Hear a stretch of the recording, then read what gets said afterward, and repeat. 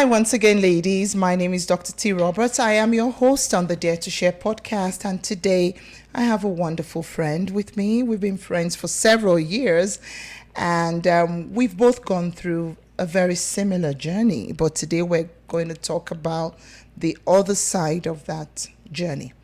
This is the Dare to Share podcast, and on this podcast, we aim to encourage women and to let women know that there is life after a toxic relationship. There is life on the other side of abuse. If this is content that you find helpful, or if you know a woman that could benefit from this, please feel free to share it with them. Like, share, and subscribe if you are interested, and we will continue to give out information. I'd like to welcome Tracey to the show today. Hi, Tracey. Hi. Tracey is a registered nurse, a friend, and someone that has had extra training with behavioral health counseling. And that means, aside from nursing, she's able to provide mental and psychological and emotional support to women. We will get more into the details of her business, but she's currently working as a registered nurse. And Tracey, I'd like to welcome you.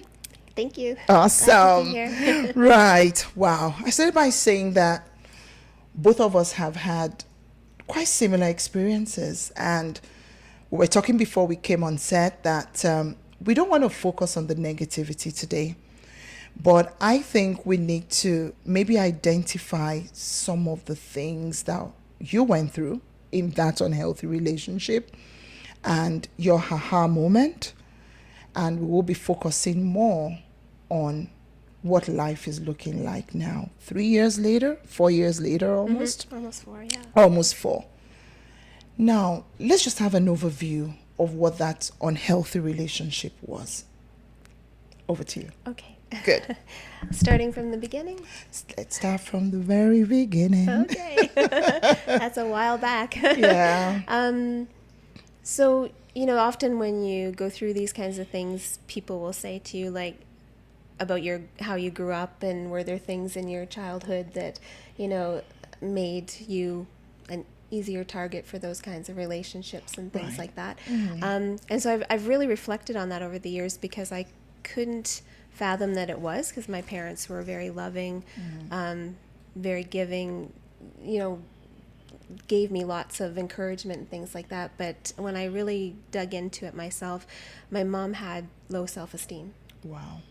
So she, everyone loved her, and she was very special. Mm-hmm. However, she was very hard on herself, and she, her weight and things like that. Mm-hmm. And so I did pick up on that. And so I think that made me an easier target, because I met my ex. Mm-hmm. I met him on my 16th birthday, actually. Very young. Yeah. So, and, it was at that point in your life where your friends all have boyfriends and, are doing things, and you're just, feeling, I was extremely shy, introverted. Yeah. If you told young me that I was going to do a podcast when I was old me, I was just like, no, that's not going to happen ever. Yeah. But that was, when I met him, he was like, very, very loud, very demonstrative, demanded the attention of the room. Mm-hmm. So to me, I was kind of like, I just shied away, but he pursued. Right. And pursued and, wanted to go on a date. And then from small town, once you date it for very little while, then you were going steady, and you were kind of... And everybody knew. You're kind of labeled as the couple in high school. And then the next step is marriage. And I do know there were red flags. But also when you're young like that, you don't know, is this just boyfriend behavior? Is this just, you don't really know. Am I just being oversensitive when he says things or does things? And, and then came time, he proposed and made that a very grandiose thing. So very grand proposal. At someone else's wedding reception, which is a faux So he took in the attention of the couple too. It was a cousin of his, and the mother of the bride wasn't very happy. Of course. Well, why would you want to propose at someone else's wedding? Yeah? Exactly. So yeah, it was. But then again, coming from a place of, like very low self-esteem, and it was, well, you want to get married, you want to have babies, Of course. so maybe this is your shot, like, Absolutely. so yeah, so, and people will often say, when did this switch flip? Right, Yeah. switch flipping. Because I know some of Tracy's story, and I wouldn't want to kind of put words in your mouth as much as possible, but Tracy was young, Yeah. Obviously feeding off mom's low self-esteem kind of thing. And then this young man gave you some attention. Yep. And Pursued. and then pursued, which again could be a phenomenon called love bombing. Right? So he pursued, he was always there. I remembered he would bring flowers and drop a flower on your desk at school. All right, locker, yeah. Oh, Yeah, on we your went locker. to two different schools on two different sides of the Of river. Exactly. So it was like the rival hockey teams. Oh, and wow. he would come into my school And drop a leave flower. me. Yeah. So it's Yeah. almost like the fairy tale kind of Yeah. love story. Yeah. And Yeah. then came the grand proposal at someone else's wedding. Yeah. And then finally you got married. So when did the switch shift? So it happened right after we got married, like the next, like, it was days, I'd say. So we used to go to my parents' house for a barbecue every weekend, and he would always barbecue. Like, it wasn't even a thing. Like, he had offered to do it, and then it did become, he'd invite his friends, so a couple of his buddies would come over, and it was just a Friday night thing, and he would just always do it, and he'd make everyone's burger, and everyone would say thank you, and everyone thought that was great. Of course. And it was the Friday after we had been married the weekend before, and we were going same as usual. Sure. And he just lost it in the car, and he said, I'm not making everyone's burgers, and I'm not going to be used like that. And I'm like, nobody Wow. was using Using you. you. Like, we thought you enjoyed doing that because but that was his, I'm a good guy, I'm going to do that in front of your parents. And then it was just, so then that's when the cover-up started happening. Of course. So then you're at your parents, everyone's there, and you're just like, oh, I'd like to try barbecuing for everybody. Like, Wow. So I'd you had like to kind of cover up for him because he had said he wasn't going to Yeah. do it. You had to save And face. he so... was, and you're like, he must be just in a bad mood. And did like, he actually barbecue that day? No. Wow. no, So you no. actually saw Yeah. that through. Yeah. So like my dad did it with me, and we did it, and we just slowly fizzled out of the barbecues because Wow. I'd make excuses why we weren't coming. Wow. So that was, that was the first, and I was just like, what just happened? But then you just, okay, well, tired or bad day at work, and different things like that. So, and then there was other times too, then it would start to happen a little more often where he would be just in that mood. And I have one sister, and he would, was so good to her when we were dating. She's younger than I am by 7 years, and so we'd do her birthday parties. Oh, We would do all wow, this everything. fun stuff. He would be the Yeah. fun characters at the Of birthday. course. And then we were married, and all of a sudden, then That it was stopped too. problematic if I wanted her around too much. Wow. So Yeah. Yeah. So then you start to make excuses for that. Well, he doesn't have any siblings. He's an only child, so Oh, wow. he doesn't understand what it's like to share with a sibling Yeah, or yeah. to, and then it just carried on. Wow. So I see here love bombing. I see here isolation starting. And then you making excuses and always trying to cover up and always trying to cover up. And I know that so many other things happened. Again, we're not kind of going to go into the nitty-gritty of the gory stories, but I just want us to pick up some characteristics, some things that, like we've talked about the isolation, one from your parents, two from your sister, the grandiosity, the desire for attention, wanting to be the center of everything. Were there any other things that you kind of noticed over the years? Because you were in this relationship for 30 years or so. Am I right? 36. 36 years you were in this relationship. That was very unhealthy. So let's just try and identify a few other characteristics, and then we're going to go to the breaking point, and I would like us to really focus on healing. Okay. Yeah. So then the children came started to come. And before, it's very important before marriage to discuss how you're going to raise your children, Right. and even like, discipline or just things like that. And so I believed we were on the same page. And then, then you have your children, and it was nothing like I thought it was going to be. Wow, the parenting. Yeah, the parenting, or the lack thereof. It was only if there was going to be some attention for him that he would take any kind of parental responsibility. Wow. It was just, it was, and if I would try to sit and have a conversation with him about, as I got older, discipline, then I would get he would say, okay, fine, whatever, and then completely just go the opposite way. And it's only been in the last few years that my daughters, who are grown now, will tell me things that happened when I worked 12-hour shifts as a nurse. Wow. That I didn't even know what was happening or how much responsibility they each had in the home, or the times they were told that they better not tell their mother, or they better not call their grandmother. Wow. Things like that. That's and so so they're struggling with that a bit. But we talk about, somebody else can be responsible for your trauma, but you're responsible for your healing and where you go from there. Absolutely. And so they're all working on it, but there's a lot of things like that. And so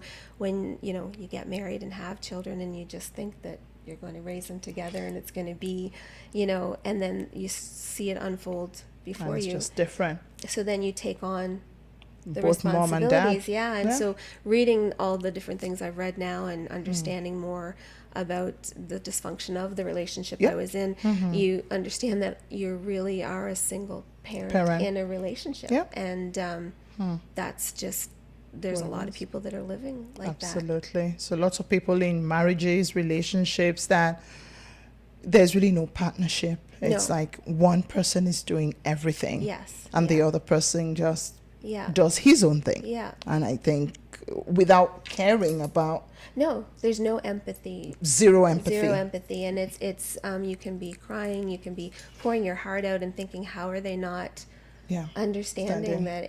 But it's your problem. You brought this on yourself. Absolutely. Those are the things that you hear, and then just the lies. Like you catch them in so many lies, and then it's when you like, even if you have the proof in front of you and you're showing it to them, they're telling you that you're not seeing what you're seeing.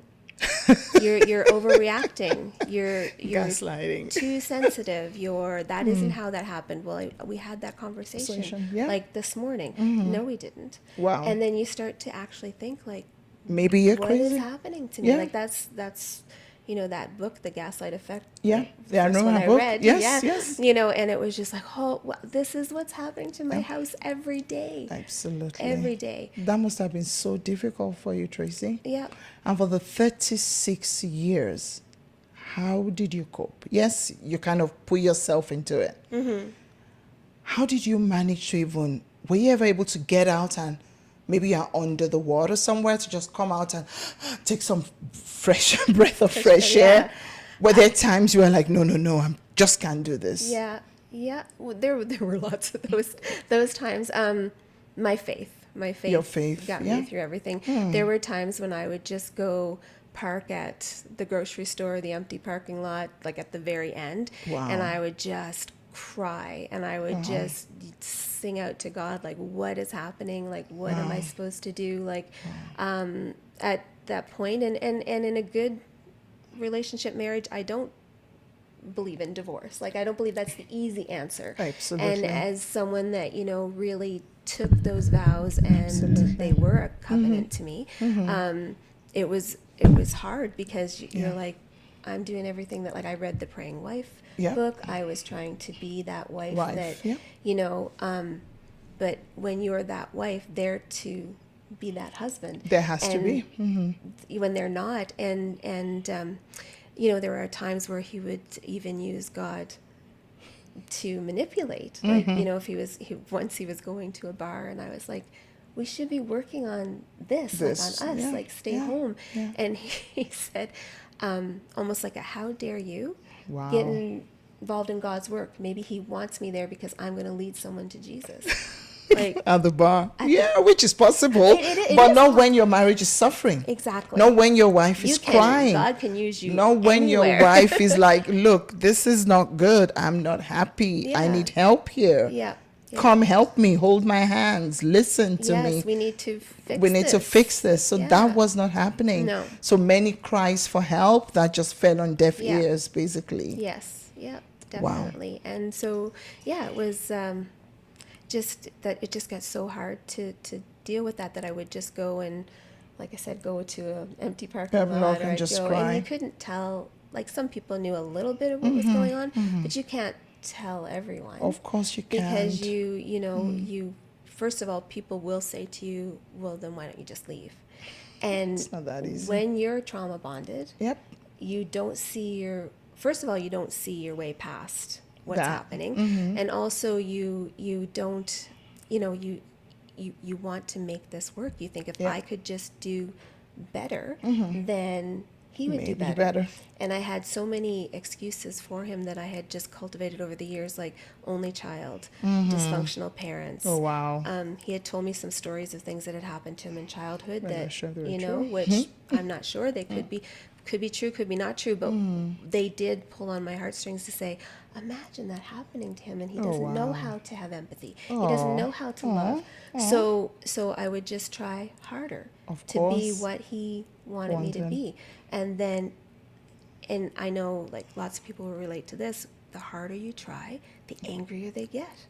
Absolutely. The harder you try, the angrier they get. And that's what you get all the time. Yeah. And at the end, that's all there was anger. Wow. And, it was just, you get to that point where you're just like, I don't know how to do this anymore. All right. So, Trace, we talked about the emotional toll this had on you, the mental health toll this had on you, the negative impact on your family, and even now, as you know, on your kids, or as you mentioned. But there are other things that you lost. Let's talk about the finances. That was a big one. Yeah. Because part of trying also involved you putting in more and more and more financially into that relationship. Yeah. It's okay if it's not something you want to talk about, but I knew there was an impact there too. Yeah, definitely. I don't even know how it all began, but I know the funny thing is, when I was a little girl, I just wanted to be a mom. So my thoughts were, you're going to grow up, you're going to get married, and you're going to have babies. And my dad looked after my mom, and that's archaic now, but that's how I thought that was going to work out. And so it became evident to me quite quickly that wasn't going to be my relationship. And so I was going to have to, get a career. And I didn't. I mean, I'm thankful to God for it now. Of course. And God was along in all the lines of me even going to choose my career. But, I didn't blame him for any of that in the beginning, because it was, he couldn't get a job or couldn't whatever. So I was doing what I thought I had to do to help the family. I went back to school, became a nurse, went to work. And but there was such a pattern of, spending, not being able to pay for it. So then it became my problem. Your problem. And then it just didn't matter.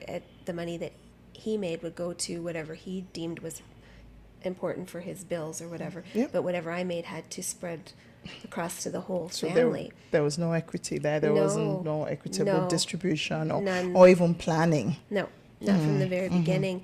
And then when we moved out here, it was because of finances. We were from New Brunswick, and I had work, but he was having a really hard time to get work, and so we ended up moving out here. Provinces, And he would, from time to time, get work, but it'd be the same thing. When he got the money, it just went. It just went, and then it became, if I didn't have money to give him, then his behaviors were worse. So he would be angrier with the kids. He would be depressed. He would be, the house was Acting out. just so, like, detention in our house. Wow. The girls and I talk about it now. Detention. It's like the house is just so peaceful and calm, and we're difference. not scared to death of what's coming in the door, Yeah, what's going to yeah. be said to us, or Oh, wow. who's going to be, angry, or and so it just, and it just carried on and on and on. There were things that no money was safe. Wow. And if he sees this, he will have a fit. But I used to have to go to bed with my purse under my pillow. Wow. You would go to bed with your purse under your pillow? Because he would take my bank cards. And when he'd do it, he'd lie and say he didn't. So then the first couple times it happened, even, I would call the bank. And I would say, and then the time that I realized what was happening was there was 3 withdrawals at a place I knew he was. Wow. The night before. So then it was just like, so he took my card. You took my card and so spent it without your consent. Yeah. So I was thinking back to the times that had happened before, and I was just like yeah. So you could connect the dots then. Oh, you lose your bank card. You know you're bad for that. You know that you. And so it would actually make excuses and let you know maybe and let why me think it's your that maybe fault. it was me. Oh. Especially when I worked night shifts at the hospital, like I would leave things on the exactly. You were busy. Don't forget, you were the one keeping the home together. Yeah. So yeah, it was. Oh my gosh. So yeah, there was always when we moved out here. I said I can't. I used to go to try to pay bills and the money be gone out of our accounts. So I said to him, we need to separate our accounts when we moved out here, and that was the only reason that we could keep the house and things like that, because when we had the combined bank accounts, I just never knew what would be left in there, and usually there wasn't anything. Wow. So yeah, it was it was, and again, you don't know how bad it was until you're out. Absolutely.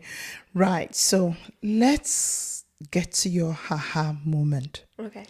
Because I started to notice, we worked together at the time, and you were excellent at your job, but every day it seemed like there was just a weight on you. And talk to us about your haha moment. It was a very interesting one. Share that story. Yes, it was aha, right? Exactly. So like you mentioned, I did mental health. So I had a lot of people that I was helping in their relationships. I was, helping them try to understand how to have a better marriage, how to be more, and this one lovely lady, she came in with this book, Yes. The Gaslight Effect. And she was reading it because her friend had told her that she thought she was living with a narcissist. So she said, I want you to read this book. So she brought it to me and she showed me. And so I said, okay, well, I said, that's, a good idea. So then after I went home and I said, I need to know what she's reading so that I can help her better. Yeah. So I said, and I tend to do that often. Which is good. If they're really relying on something. So anyway, I ordered the book, and at that point you could get same day delivery with Amazon. Of course, so you did. So I did, and I picked it up and I was reading, and I was fascinated by all the things they were saying in this book. And I believe there was some kind of a checklist in it, or this 10 things that, if you're living with someone with these tendencies, or these are happening to you, then you're living with some, not to label, but you're living in a not healthy relationship. Yeah, let's put it that way. Relationship. Absolutely.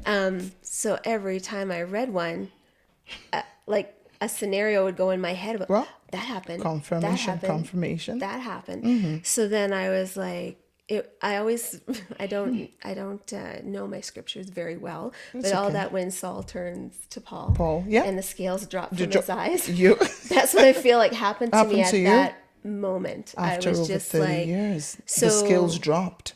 They did. And you mentioned to me that you scored so high. It said if you have, I think it said there was 12, and it said if you have 7, then, and I had 12. Yeah, so I had full on everyone. And so then what do I do with that though? So then when that happened, I was just like, now I don't know what to do. I know how to help everybody else. How about you? But I'm like, I don't know what to do with this. So I called Airdrie Mental Health. Can you imagine? The same day. A professional, a yeah. nurse you've been helping people with their relation, and then finding yourself Yeah. at a point where actually that helped you. So you sought help. I did. Yeah, right away. I said I can't even think what my next step is here. This has been my whole life. And so I'm like I have to call. So I called, and a lovely lady, and I didn't have to go for very many because she never had someone before that she told me to read a book, and by my next session the book was read because I wanted to know what to do. Like I'm like I can't I can't not know what to do. So so yeah, she helped me realize that because I still had that niggling doubt That maybe I'm misreading things, because when you are in a relationship, again, the trauma bonding, someone's told you that it's because you're too sensitive, because you twist things. you twist because things. It's all in your head. Yeah, you make everything about you is my favorite one. That's Same said here. to me a lot. You make everything about you, and you're trying to think, how? I don't know. Okay, I guess I did. If that's what I don't understand how I did, but it's your fault. So I just, when she helped me to kind of realize that, and then, I mean, obviously her recommendation was get out. Like, don't stop at go. Don't collect your $200. It's not there anyway. Just go. She did the circle of abuse the with abuse, me. And again, she asked me each one. And Do you she's feel, writing, and she's writing an example in every one of them. Wow. And so still I'm saying, well, yeah, but that wasn't that bad. Like that, maybe I shouldn't have used that as an example. And she said, my dear woman, she goes, get out. Wow. Yeah. This is the professional telling the professional that. And she goes, and she even said that, she said, usually we're not supposed to give advice, but get out. Wow. And so, but I still didn't listen. She didn't listen. I didn't listen. No. And that's not uncommon, Tracey. No, Even with your clients, I'm sure you know it's not uncommon. No. So you had the evidence, you had the facts, you had seen an expert. They gave you a recommendation against all odds, not what they do. Yeah. And you still doubted. Yes. You still didn't want to leave. I did. I wanted to give the benefit of the doubt, I guess. Like I know it took me a long time to learn my lesson, but okay. Like father of your children, you married forever. Better. For better, I used to say, I know it was for better or worse, but I didn't know how worse I was going to get. So, but and I didn't, and you still have that idealization in your mind. I don't want my kids to come from a broken divorced home. family. Your parents were happily married. My parents were married up until their last breath. I know. And my dad, one of the last times he saw Mom from a distance when we were together before she passed away, he looked at me, and he was 81, and he said, I look at your mother and I love her more every day. Oh, and that's like 80. Yeah, that was after 53 years of marriage. Yeah. And so he's still saying I love her every day. And and they've been through their things, Of course. So I still wasn't ready, but I did go to him and say that I wanted a separation. And I said, I'm not talking divorce, but something has to change. I said, this relationship has to change. You have to be a productive member of this family. You have to repair your relationship with our girls. Be kind to them. You're not being kind. And I said, if you can do that, then we don't have to get divorced. Yeah. And so he moved upstairs, I moved downstairs, and I said, we're going to take this year as a separation. Exactly. And we did it legally, like I did the paperwork and everything. And if anything, he got worse. So he actually got worse during the separation. Yeah, he got worse. And it was, it was funny because the things he'd get angry at, like one day he threw all of his clothes into the hamper that I was using. And I said to him, no, you realize we're separated, so I'm not going to do your laundry. And they got mad. Yeah, my daughters were there, and he stormed out of the house and squealed his tires all the way down the street. And like super angry over that. And just things like that he got angry over. And he wasn't working again. And so I was buying everything. I was paying the bills, all the mortgage. Bills. And he'd still say, like, I have no gas money. I have no what have you. And so then I remember your credit cards were maxed out. everything was maxed, everything. Yeah. Or like when he finally did leave, my credit score was like 598, like the lowest of the low. Wow. And so yeah, it was bad. It was really bad. And I was still saying, like, You were so hopeful. I was still, you can turn this around. Like, I'm not saying you have to be the best husband. Friends now will say to me, that my close ones that know some of the details will say, like, even if he had just been good to the Good kids, to the kids. You probably would have probably held would on. never have said Yeah. that this is it. So, anyway, yeah, at the end of the day, he had never paid a mortgage payment. He had never paid insurance payments. He'd never made any household contributions. And then at the end of it, so, we've been through, I'd worked at COVID clinic. We'd been through all of that. My dad was in the hospital. My daughter had this cough, that the long COVID that was just, and I came home from work and I was just, or from the hospital, work and then the hospital and then home. And I hadn't eaten yet, and I was out in the kitchen and he was bellowing from the room to come in. And I said, I just want to eat. And he wanted me to watch something on TV that he's very like political minded. And if you didn't agree with what he was, and I was just like, I don't have that kind of hate in me for any, for anybody or whoever's any in office, party. that's what I'm praying for. Like, exactly. And I said, I just can't deal with this tonight. And then our daughter started coughing and he goes, and what are you going to do about that? Wow. And I was said, asking you Yeah. what you were going to do about your daughter's cough. Yeah. His own child. Yes. And I said, what do you, I took her to the doctor, like, it's long COVID. What do you want me to do? He goes, well, that can't keep up. That cough can't keep up. And I said, I don't know what you want me to do. He goes, well, you are her mother. And I said, well, and you're her father and you're home all day. You can take her back to the clinic then.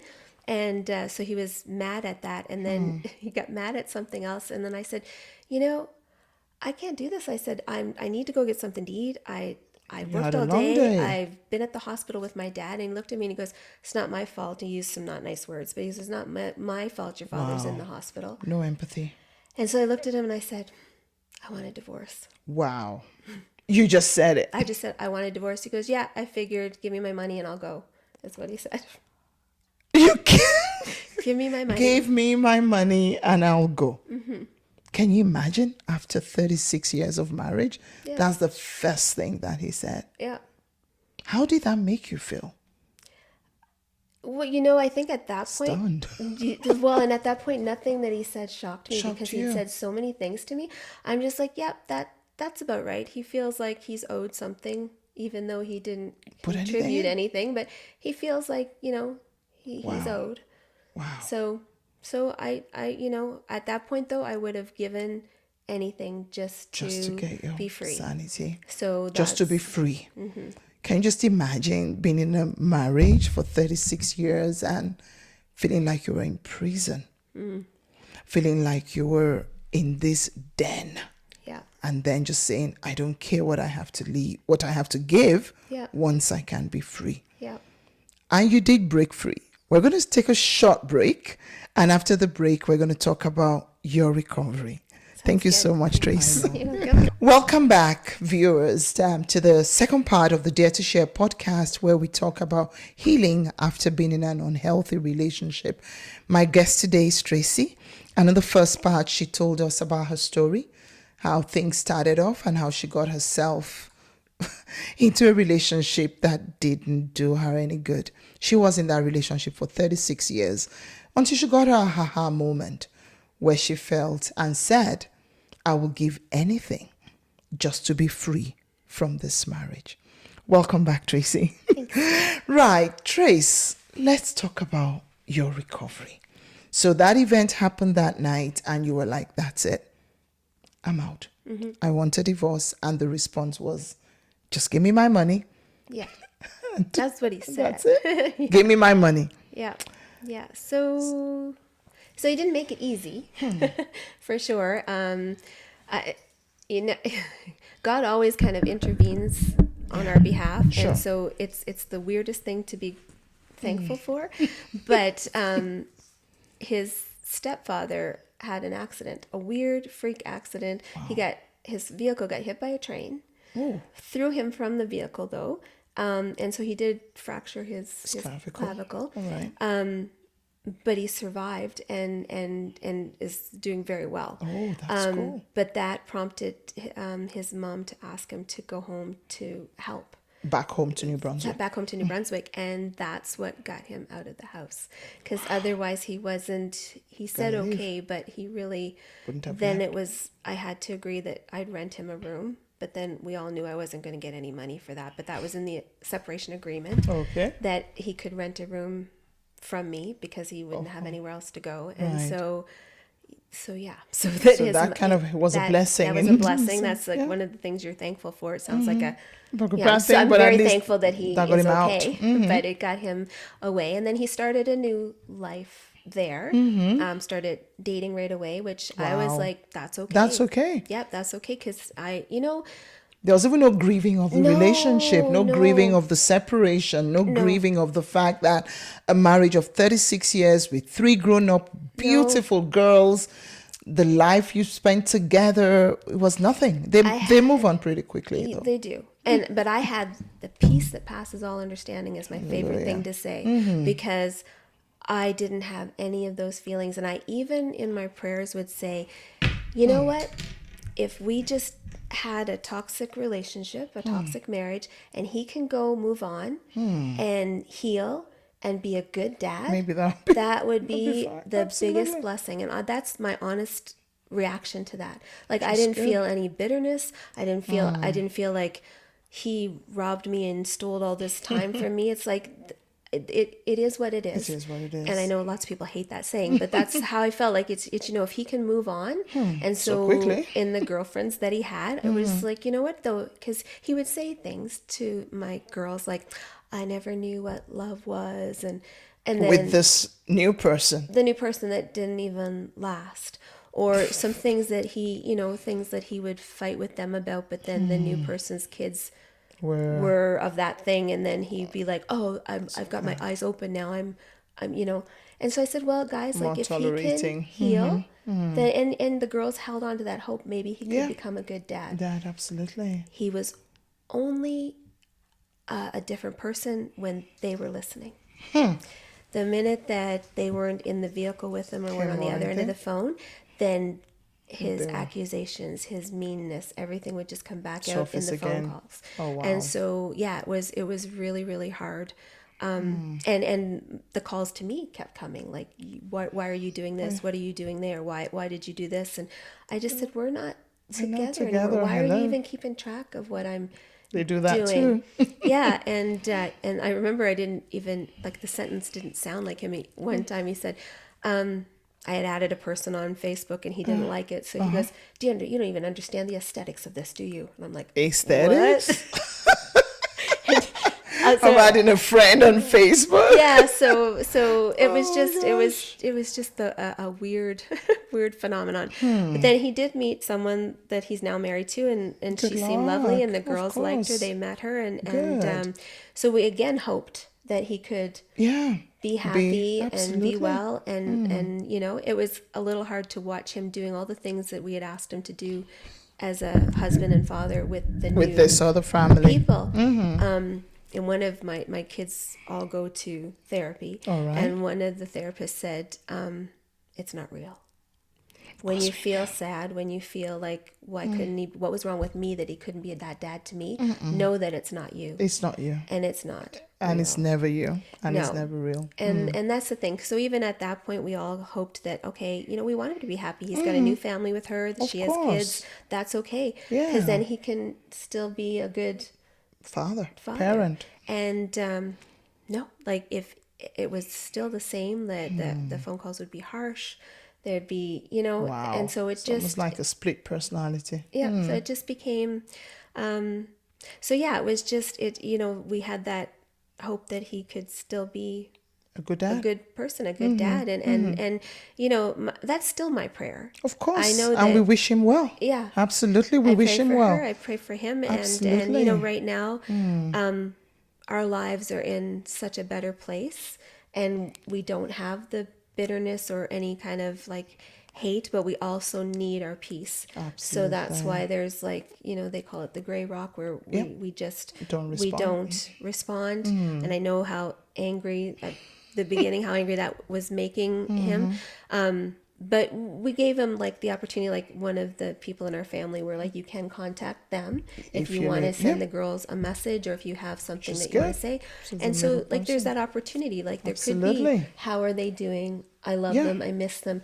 But those aren't the messages that this person even gets. till now. No. Which is really, really sad. Now let's go back to you. Okay.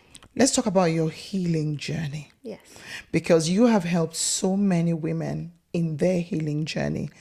I mean, one of our mutual patients is, she's 80 now, exactly 80 years old, and she's still on her recovery journey. Tell us how your recovery has been. Because let's face it, you try to be the strong person, the provider, the one that wanted the family together, the one that sacrificed so much until you got your aha moment. And even then you still held on until that day you got back from work and you were like, that's it, I'm done. Mm-hmm. How has your recovery been? Tell us about the journey. One thing I know is that you look better. There's so much peace around you. Mm-hmm. I see you living life. We actually went on a cruise together. You went on a second one without me, but that was with your sister. Yes. So that you did the zip lining, and that was so exciting to actually see something I said I'd never do. You did it. Nice. I see you living life, but that's outside. When the doors are closed and it's dark and it's just you in your bedroom, how have you been feeling in the last 3 years since you made that decision? Mm-hmm. So it's been a progression, right? Good. So when you first have that freedom, I knew there was something different even just in our whole house, and my health. I mean, I was just keeping it together with, paste and whatever, I don't even know, I was on 2 stomach medications. Just reflux like crazy, and just not feeling well every day. And so I just started cortisol levels were through the roof, of course. And even though I do the things I would tell my patients to do, the meditation, all those things, mindfulness, try to do all of that, and reframing everything. Well, almost like, well, it could be worse. I know. I don't know. I don't want it worse, but it could be. And so I just, just right away started to feel healthier, better. My sleep. One of the behaviors in our whole married life was, if he wasn't sleeping, then the rest of the house was a free game. Like if he couldn't find a remote, or if he couldn't whatever. So I didn't sleep very much. I'd go to bed 12, 1, 2 o'clock in the morning, and it was nothing for him to wake me up 2 or 3 times, and I was back up at 5 to get ready for work. Me. And that was for not years. Sleeping. So not sleeping. And so all of a sudden, I was when I drop, and I'm like out, and then I get up, and no interruptions. No, and nobody flicking on a big light and screaming because they can't find something. And I wasn't the only one. He'd go wake up all the kids too, no matter how old they were, when they were younger too. And so that was the first change. The house itself was just so peaceful that when I would go to bed, and there was no question that I did the right thing. Wow. When I was in prayer, I felt it on my heart that it was the right thing. And for years it was that, where you feel that marriage is that covenant, and you're not supposed to take it lightly. Yeah. And I never did. Absolutely. And I just felt that God was saying, it's okay. And it's okay. And he still loves you. Yes. And that you did everything you could do. And that's why when people ask if I have regrets, I'm like, no, because if I hadn't done everything I could possibly do, maybe you would have, to try to save the marriage, I don't know if I'd have this peace. Wow. That I had from that moment. Wow. Where I was doing the right thing. There was no second guessing. I remember I reflect now on how hard it must have been on my parents, who had the loving marriage, who loved me and watched what I was going through. My sister tells me now, like, it was so hard on them. And a blessing is that they saw me happy before they passed away, both of them in the last couple of years. So good. you know, so it was just that overwhelming peace, and then my health started to get better. I dropped 20 pounds without changing one thing with my diet. Wow. Not one thing. 20 pounds. And I came off the first medication. I know. Wow. Yeah, and then I've progressively gotten better since then. Came off the second medication. Yeah. Feel good, feel healthier. I'm doing more. Wow. I did take the second cruise. Of course. I went on a motorcycle. Yeah, nice. I actually went on a motorcycle and came all the way from BC to Airdrie last summer. You lost your phone. I lost my phone. That's right. That was the bad part of the trip. But it was beautiful, and it's such an awesome drive. And traveling with my new partner that I love. Aww. And that just treats me so well and loves me. And I didn't know what it felt like to be loved. So you never knew what it felt like to be loved because you did all the work. And I didn't trust the words. One thing my partner says to me, you know, is when you love somebody, you back it up with action. When you love, you back it up with action. Words are cheap. Words are nothing. And he lets me know my value. He lets me know, like, you know, how much I mean to him. And that's something that I never had. And so it's you know, it's not the traditional relationship, and he lives on one coast, I live on the other, but we make it work, and Absolutely. It works for us. And people will say, that works for you, and it does. Absolutely does. Exactly. You know, it's not you know, I've lived with somebody, and I've felt the way that I felt for my whole adult life. Absolutely. And so I know that he will never make me feel that way again, but I like my freedom. I like doing my things. And so does he. And so Absolutely. Yeah. You're making it work. It works. Without the drama, without the energy sapping, without the fear. Yeah. And there's communication. Yeah. There's communication. You communicate without the blame. No.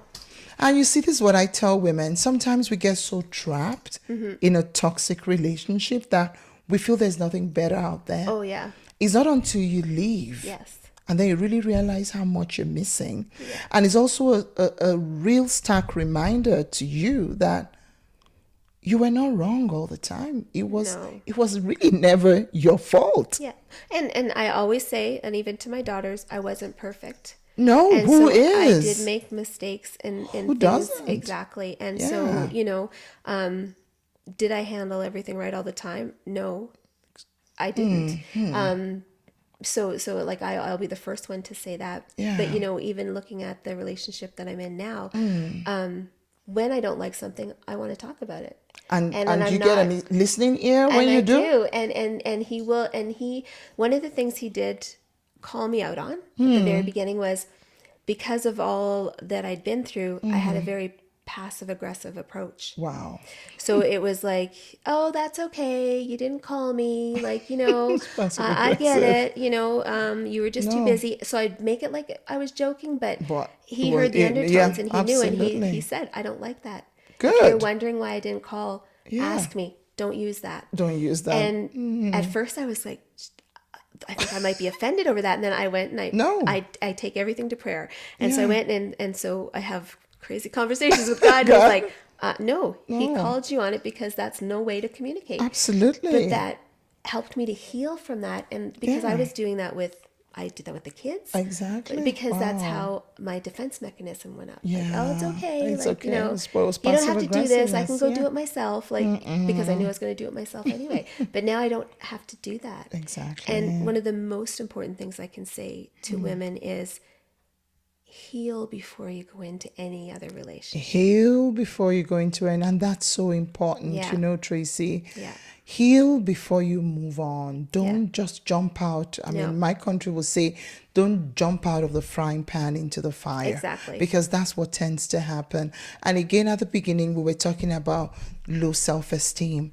Oftentimes when women, I had low self-esteem. I felt needy and I felt I needed a man to complete me. But over time, with healing, with therapy, I'm beginning to appreciate myself for who I am. And now I'm not afraid to say, you know what, I'm not happy about this. To say that to my partner, to say that to my friends, to say that to people around me without feeling guilty or feeling the need that I have to please everybody, or I have to be right, or I have to be good in everybody's eyes. No way. Yeah. That's no longer happening. So I really agree with you that women, you must heal. You must find yourself. Otherwise, you're just going to end up in the same relationship, if not worse. Exactly.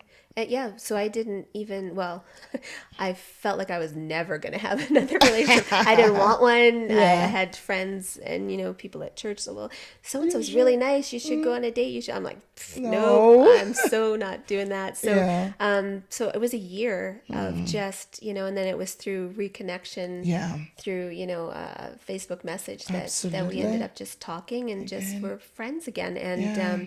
but you need to be able to heal and be okay to be alone and be Absolutely. okay with your own company and learn how to, like, I didn't know who I was. That's the biggest thing. It's been such a self-discovery. Wow.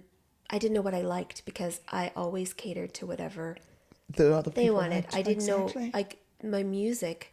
I would only listen to what he wanted- listened to. oh, dear. And then it turned into the kids too, because if I was just pleasing, so if he wasn't around, I would just say to the girls, I don't care, we'll watch what you want. I don't care, we'll go where you want. Wow. And I did that from the time I was 16 years old. Wow. So all of a sudden now I'm like, Just rediscovering. you get to choose. I You don't even get to know. choose. I don't Yeah. even know what I like. I don't even know what I Wow. want to do. I don't even know what Wow. I'm afraid of. Like, so, and that's why, I've taken so many different dance classes, and I know, I used to yes, join you in yes, one, the line exactly. dancing The we line did dancing. together. That was Belly good. dancing is my favorite. Oh, I did belly. Oh, we did Yes, belly yes, dancing I saw together. You there too. Yeah, and that's one of my That's a favorite. workout, by the way. It sure is. And, so just fun stuff like that. The last cruise I was on, they had 2 dance classes a day. And Oh, I nice hit with them that. both, Oh, nice. And I can't do everything. And I'm not like I was in my 20s. And Boy, you're you know still what? doing That's it. okay. Absolutely. And learning to give yourself that permission to just be who you are right now. Absolutely. And Just be. not to stop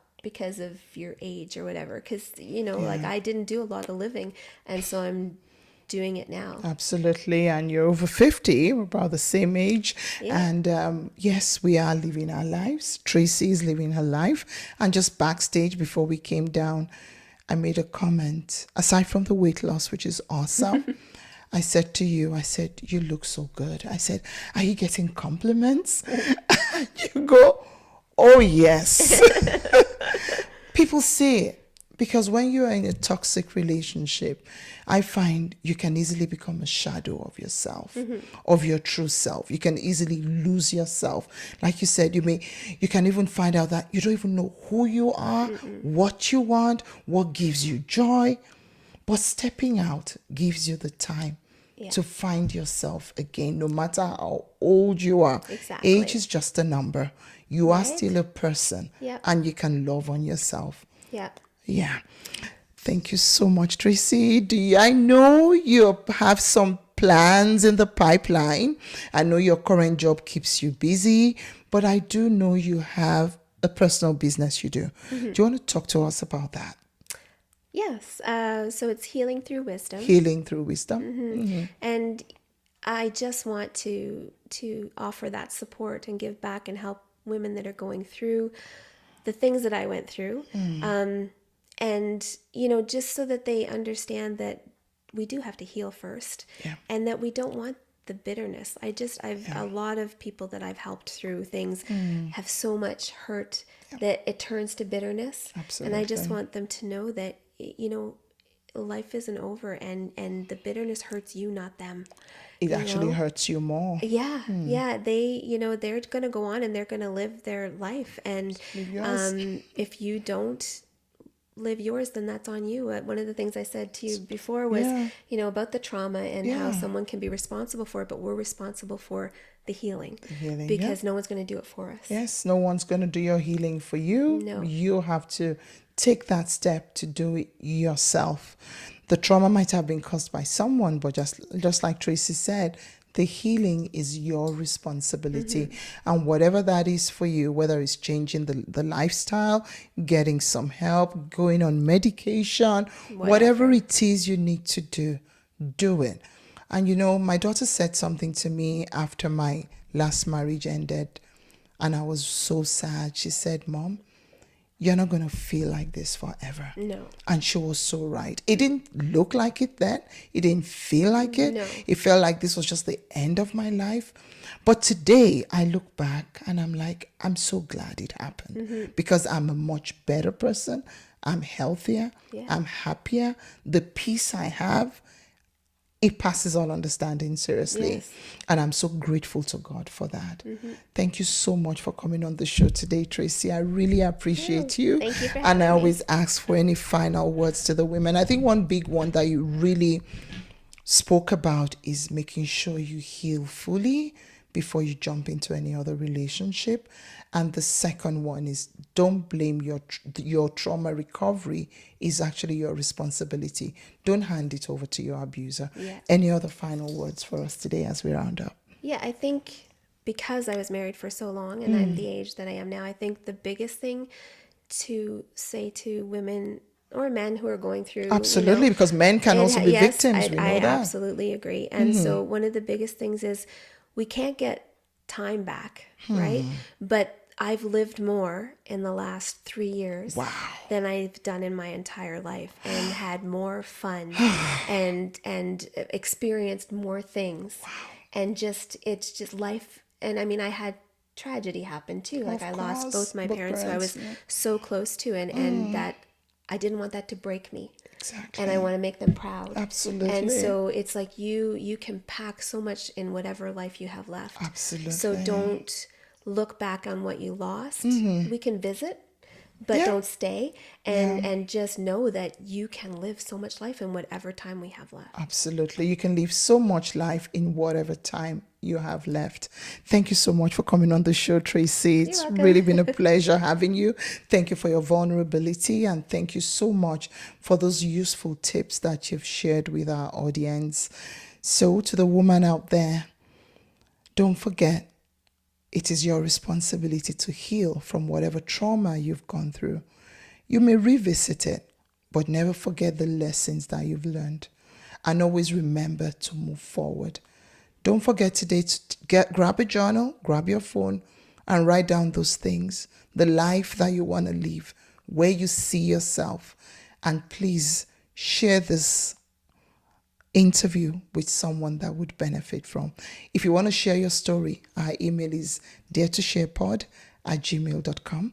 My name is Dr. T. Roberts, and it's been lovely hosting you, Tracey, and sharing with you, the audience. Thank you so much, and until the next episode, we'll see you. Bye. Bye.